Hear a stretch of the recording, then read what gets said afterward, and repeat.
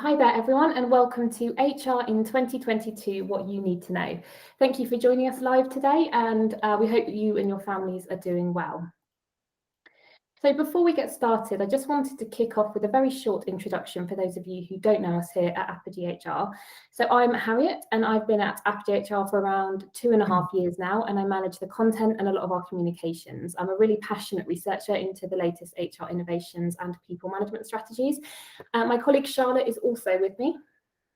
Hi, I'm Charlotte, and I've had first-hand experience of running an operations strategy for an SME as the head of business operations here at Apogee HR.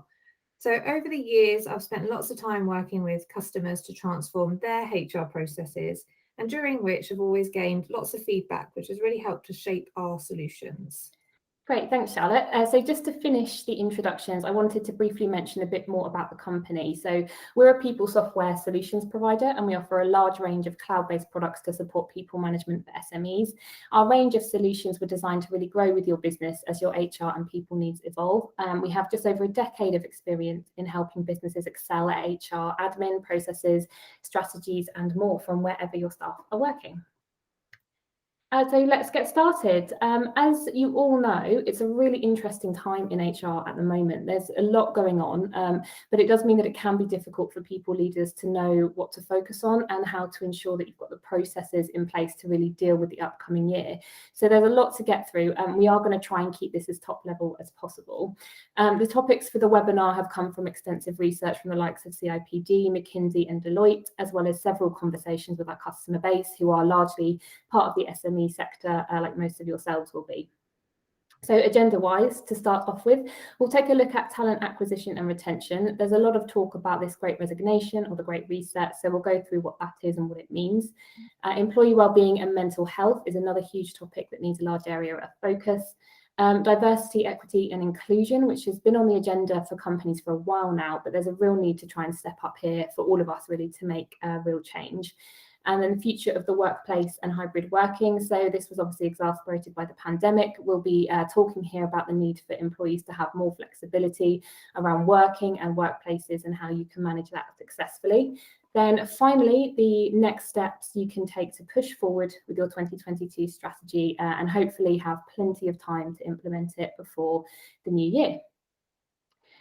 So firstly, this great reset or great resignation is a term that was coined in the US relating to this ongoing trend of employees voluntarily leaving their jobs from around spring 2021 to the present.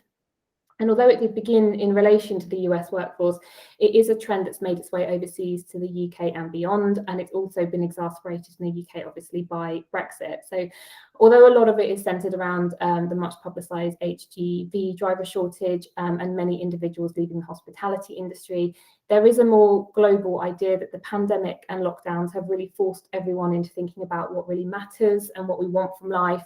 And obviously, as around 40 hours a week is spent in work, it's been top of mind priority for many people around, this idea of what do I actually want to do in life. So it has been said that occupational transitions may increase by as much as 25% by 2030. 14% in UK roles will transition to another one by 2030, and that's 3 million people in the UK, which is not a small number by any means. Another interesting statistic to kind of mirror this is that 40% of all working populations are now aged 19 to 39, so essentially Gen Z and millennials. So when you're thinking about how to retain talent, you really need to make sure that your workplace is adapting to suit them. So these are the generations that really want purpose. This idea of salary is important, obviously. It's just not a primary driver. They really want this idea of a coach rather than a boss. Things to be less hierarchical. They want ongoing conversations with colleagues rather than annual performance reviews, and more work-life integration. So they don't want as much separation between work and life. They really want to feel valued and appreciated in what they do. They really want to love it, and they want to work on their own schedule. So employees are really in the driving seat, and leaders need to be authentic and actually take steps to ensuring that they go further to help employees feel valued and also embrace a more hybrid strategy to allow for flexibility. So Charlotte's going to go through some ways that HR tech can help with this key issue. So lots to think about there. So thanks, Harriet. Let's have a look at how HR tech could support some of these concerns. So review and fine-tune how you structure your pay scales and company incentives. Maybe think about, would balancing a flexible working or more of a hybrid structure be an incentive you could offer alongside your more conventional salary increases and bonuses? HR reporting in a solution can help you to review what you're currently doing and also help you to assess the gaps in which you need to improve. Clear communication internally when you have new vacancies is another great way to keep your employees informed and also give them the opportunity to change career paths or progress while still staying with your company and not looking elsewhere. Using HR portals, you can often post new roles or change documents with new vacancies that have been updated. It is said that employees who use technology for report, rewards and recognition are 72% more likely to rate their recognition culture as high over those who don't. So ensuring that you have a HR solution that provides you with a shout-out type functionality will keep your employees engaging with each other and receiving the recognition that they really deserve. It's also great for overall engagement with your HR system. Onboarding your employees well is key to retaining good staff. Poor onboarding strategies often lead to short employment cycles and your new starters that you were excited about looking elsewhere from the get-go. Building an onboarding portal and clear strategy into your process can be the winning formula to holding on to those great new candidates you found. Always welcome feedback from your new starters and hiring managers and really learn from what they say to you. You may even want to integrate your HR solution with an applicant tracking system to really get the most from your hiring and onboarding process. Providing access to onboarding or pre-boarding portals before a new starter actually joins will help you to keep them engaged before day one. You can gain all the key information and documents you require from them ready for when they start and share any important information and documentation back with them. Sharing colleague bios, images, and time spent with the business is another great way to really welcome your new employees to the team. You can assign a buddy or a mentor to your new starter, and that's another great way to make them feel welcome, engaged, and connected.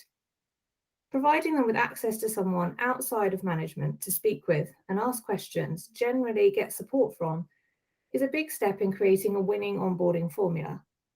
You can assign and communicate the buddy through your onboarding process too. So back over to you now, Harriet.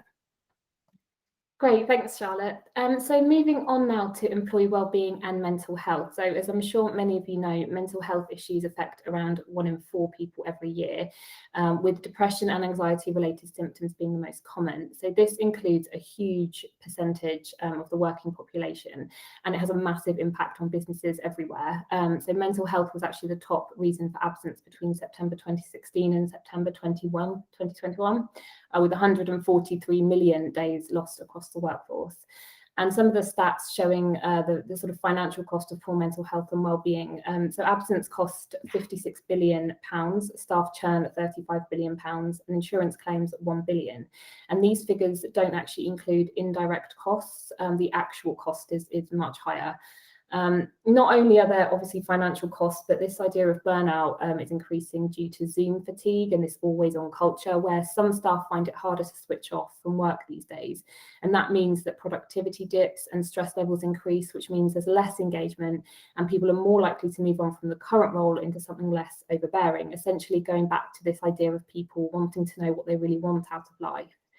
So the COVID-19 pandemic and mass enforced working from home caused many people to start struggling where perhaps they didn't before. And also, as we all became more aware of each other's personal lives more than ever before, we've seen into colleagues' homes and a more casual side to each other. We've often spent time talking to other people's family members and seeing their pets. And this kind of one more positive aspect that came from that is that we were kind of reminded that business is all about putting people front and center, and it wasn't just about how are you, but it was how are you really and how can I help? And this is where businesses can really show that they truly care about their people, and this is linking into helping staff feel more valued, as mentioned before. Well-being is also about health and fitness of employees and encouraging a healthy lifestyle, which can be a sensitive issue, but it is critical for ensuring that everyone is doing their part to be as healthy as possible. we came together to reflect and support and share over lockdowns, and business is no different. So keeping an open and, more importantly, an unjudgmental dialogue over this kind of stuff is really important. So Charlotte's now going to touch on some key ways that HR tech can really help put well-being at the centre of your people strategies. Sure. So using HR tech can certainly help you to manage your employee well-being. So firstly, ensuring that you've got a robust process in place to track reasons for absence is going to help you here. Once you know you've got the right tracking tools, you can use in-depth reporting to find out where you may have stress or mental health related issues across the business. Now, these reports can help you and your managers to take action where needed and support the infected employees. Fostering a solid culture of well-being is an important step in making your company a safe space to be open about mental health and well-being. You could put on internal events or webinars, or share any benefits or supports available to employees when it comes to mental well-being. And always make sure that there's an open communication channel for if and when it is needed. Using your HR tech, you can ensure that there is always visibility of the resources, services, or benefits available to employees through company documents and policy functions. Managers and HR should always be encouraging employees to take enough leave and at regular intervals throughout the year. And with a good HR tool, this information can be made available to your staff, managers, and HR, so there's always visibility of calendars to show when leave has been taken and when it's next booked for.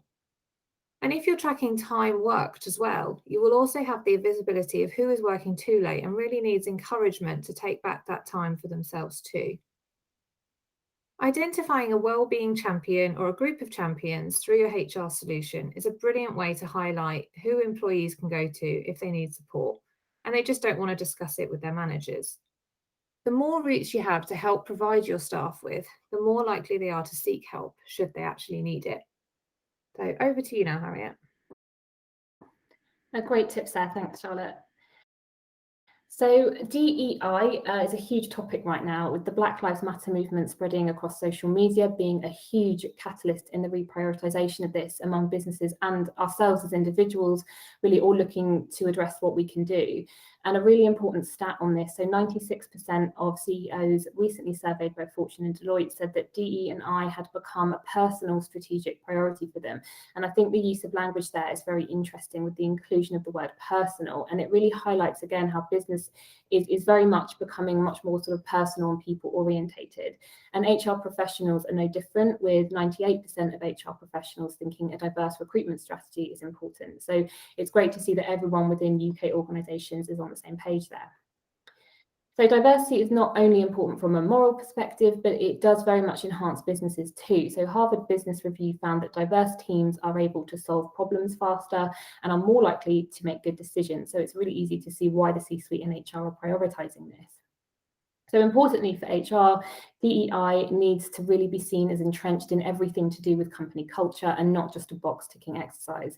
So all companies have these long-standing and entrenched procedural and operational biases. And this idea of unconscious bias is really present in all of us. And we need to ensure that we're educating leaders and employees about this and taking steps to offer training and educational opportunities for everybody. So according to Google, DEI is about fostering a sense of belonging throughout the company and ensuring parity in performance reviews, promotions, and retention. So Google are obviously a huge company with a lot of resources, but this idea of looking at areas of the business such as performance management and current employee data on salaries, etc., really shows that how some simple interventions can really start to have a significant impact. And when inclusion is also about how your employees feel, then enhancing it is all about knowing your staff. And this is where I'll hand over to Charlotte to talk about how HR tech can have a significant impact on your DEI strategy. Great, thank you, Harriet. So how can HR tech really help you to support diversity, equity, and inclusion? So firstly, it's really important to be able to actually report on statistics around your diversity. And this will give you the ability to assess where you are, where you want to be, and start taking the steps that you need to take in order to get there. Simple reporting on employee data is an absolutely essential part of any HR tool that you use, and this will assist you here. So now that you know you can easily run reports on the information that you hold on your employees, It's also crucial to make sure that you're recording the correct information at the employee level. So finding a HR solution that's going to provide you with simple customization of the employee profile will mean that you can always track and record the information that you actually need to know. Creating a culture of consistency and fairness will really help to avoid any bias across your business. So take a look at your current processes surrounding performance reviews, promotions, salary reviews, etc., and work out a clear, defined process. And once you've got all this in place, ensuring that it's always used and adhered to is going to mean that there is a clear level of fairness across your workforce. Training, development, and awareness. So sometimes training or resource sharing is all you need to raise awareness of topics such as unconscious bias or fair practices. Making sure that you have a system that allows for easy access to company policies, training documentation, and any awareness initiatives you're doing will empower your staff to get themselves clued up on performing better. To make a real difference when it comes to DEI, you really need to get your whole workforce on board. So Gartner has previously stated that a sense of belonging coupled with people feeling that they are really listened to is a winning combination when it comes to inclusion. So how can this really be achieved through systems and processes? For starters, you could give your employees a place to voice their opinions. This could be through performance reviews, 360 feedback, or providing the ability to give feedback throughout the year. You may also want to look into employee surveys and then publish the results and action points through your HR solution so that everyone has full visibility and that you really leave yourself accountable for the actions that you promise to deliver. There are lots of ways that HR software can help with DEI, but it's crucial to make sure that you lead from the top and you really put the right tools in place so that your staff can follow suit. Back to you now, Harriet. Brilliant, thanks, Charlotte. So moving on to the future of the workplace. So the pandemic obviously enforced sort of everyone to work from home if they could, and now employees want more flexibility as they've realised it's better for sort of work-life balance. But it highlighted issues where in-office processes and communications worked really well, but trying to deliver this across the workforce in many different places was tricky. However, employees in general enjoyed having more flexibility and freedom to work as they saw fit, which, as I highlighted earlier, is really important to today's workforce. So Nationwide have recently surveyed employed individuals and found that 78% of employees want to work some or most of the time from home, whilst the IPD found that 86% just want more flexibility. So unsurprisingly, perhaps research from Lumiere has found that workers are keener on home working than bosses, which interestingly is linked to what they call the psychology of the boss. So senior managers are often more likely to be extroverted and enjoy time sort of popping over to people's desks for face-to-face conversations and brainstorms, but they've kind of been de-skilled essentially from being able to do that. So for HR, there's a real challenge there to try and fight both corners to create strategies that work best for everybody. Linking this into retention and acquisition will be a driving factor to change the opinion of leaders with that viewpoint. So there is also a link to well-being here, with many people struggling with full-time working from home environments that might not be ideal and needing the right equipment and support on technology, but also on mental health and well-being too. So equally, full-time office isn't right either, with this being linked to the Great Resignation, and where they don't want to pay for sort of daily commutes or waste time doing it. They want more time with their families, again, focusing on this idea of what's important. So hybrid is clearly the only solution now, and what that looks like in your organisation will depend on how your leadership teams want to balance the benefits and the drawbacks. Trying to make everyone happy, obviously that's ultimately impossible, but what we found is that hybrid model works best for most people. So keep your office open, but allow for flexibility in hours or locations that work best for managers and their teams. Open dialogues here between employees, managers, HR, and the C-suite are going to be really important. So for ongoing reviews into what's working and what isn't. And remember, you can always tweak or change policies on this going forward. It is new to everyone, so as long as this is communicated properly, it is possible to do. Within HR as well, hybrid working has created more of a need for digitization in HR teams and new skills from HR staff to accommodate this, particularly as some HR solutions can be difficult to learn or set up or aren't supported that well by platforms or staff, leading to technical issues. Charlotte will cover this, but I've just got one more thing to add here. So some challenges with hybrid are looking at areas like communication. So this might be employee manager based or top level company information based. Both need to be looked at to ensure the best employee experience for any remote and office based staff. So consistency and fairness in the employee experience and performance management, which we touched on before in the DEI section, to make sure there isn't this proximity bias to those working in the office more often. Coaching for well-being is another key one here, as well as enhancing sort of this idea of practical and emotional support for staff. So I'll hand over to Charlotte now for how HR Tech can help. Sure, so let's look at some of the ways that you can use your HR Tech here. So for starters, HR Tech can bring your processes fully online, creating first off ease of use, access and consistency across your business. Now, using simple, efficient workflows and templates for performance management, onboarding new starters and managing leavers can all create a much better employee experience, whilst also improving employee retention, and it saves your time to really focus yourself on other HR initiatives. So when your employees are not always working from the same location, this really is more important than ever before. Ensure visibility of company, team, and personal objectives so that all your employees are always kept in the loop. If you have a clear, defined plan within your HR solution, then you can share this across your workforce and bring the company into alignment with what's expected and where you're all headed. This kind of transparency helps you to not only achieve your goals, but also to have happy employees who really feel included in that bigger picture. Simple, fast access to the information that employees need to know, should know, and would like to know is crucial when it comes to supporting your staff through hybrid working or remote working models. Everyone needs to have quick access to information, policies, company updates, and more. The more friendly you can make these, the better. So try using company videos for onboarding, training, or key messages. These help even more to keep your employees engaged from afar. As we all know, information is key. So knowing where your employees are working from is obviously important to any business leader or manager. But do you actually know this information at the moment? Do you know where employees are planning to work next week? Putting a tool in place within your HR Tech that allows for location planning and recording of the locations people are working from helps to eradicate any uncertainty as to what's actually happening across the company. And remember, it's not only your management teams who like to see this information, it's also important for employees to be aware of their colleagues' whereabouts. This helps with their own location planning for meetings that they wish to have in person or planning for those all-important catch-ups.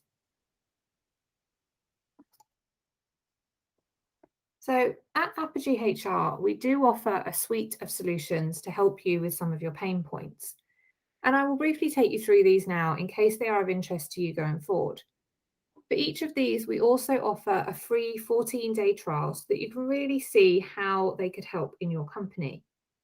Now, Apogee Leave is our full absence and sickness management system, and it allows you to track, monitor, and report on all types of leave across your business.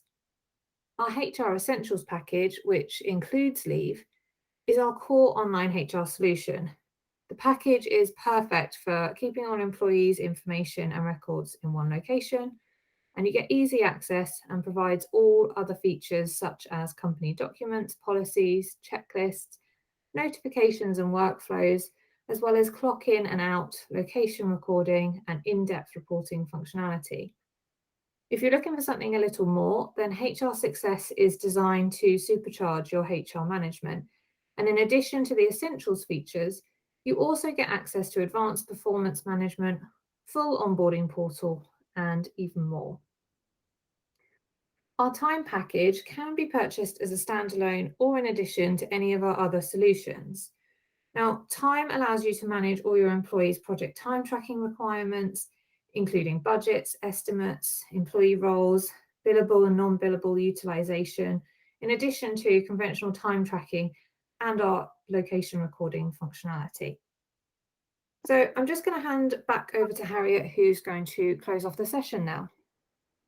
Perfect, thank you. So that is pretty much it for today. So thank you again for attending, and we do hope that you enjoyed it.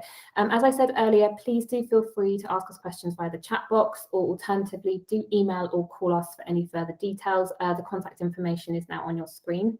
If you're keen to hear about future live broadcasts, make sure you follow us on our social media channels, LinkedIn, Twitter, YouTube, and Facebook. We also promote videos, blogs, and infographics most days. Finally, we will be sending out the recording of this presentation in the next couple of days to those of you who registered. So you can listen on demand or share with your colleagues. And then we'll also send over some links for you to request your demo or start your 14-day free trial if you would like to. And we'll now leave the broadcast open for the next 5 minutes, just in case you have any burning questions, as we do have a member of our team on hand to respond live. If you prefer to contact us via email or phone, our details are now on the screen again. So thanks again.